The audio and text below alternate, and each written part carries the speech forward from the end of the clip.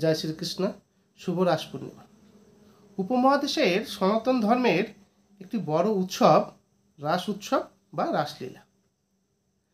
কার্তিক মাসের পূর্ণিমা তিথিতে এই উৎসব পালিত হয়।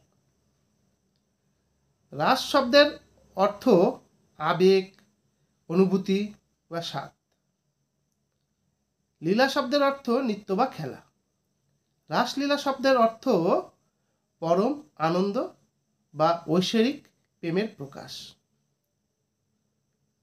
বৈষ্ণব ঐতিহ্য অনুযায়ী ভগবান শ্রীকৃষ্ণ গোপীনীদের সাথে যে ঐশ্বরিক নৃত্য করেছিলেন তা রাসলীলা নামে পরিচিত। রাসলীলা শুধু একটি নৃত্য নয়, এটি একটি আধ্যাত্মিকতার প্রতীক। জাগতিক কামনা বাসনা মোহ ত্যাগ করে পরমাত্মাকে সমর্পণ করা, অর্থাৎ আত্মার সঙ্গে পরমাত্মার মিলন, যা ভাব রস বা ভক্তি রাসের জন্ম দেয়।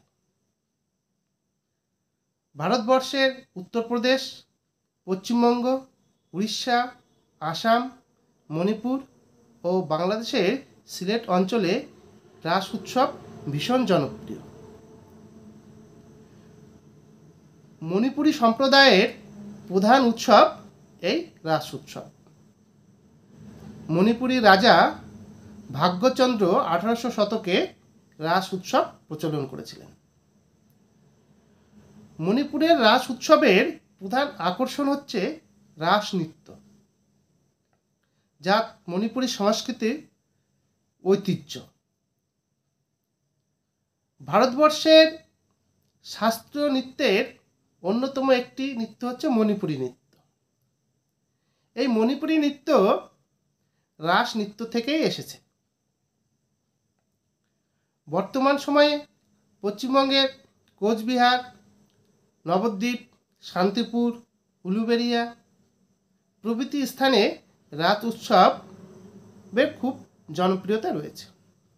মালদা জেলার গাজলেও রাস উৎসব ভীষণ জনপ্রিয়। গাজলবাসীর প্রেম, ভক্তি, আবেগ এই রাস উৎসবকে কেন্দ্র করে জড়িয়ে আছে। সকলে ভালো থাকবেন।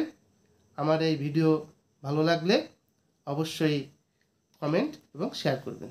ধন্যবাদ।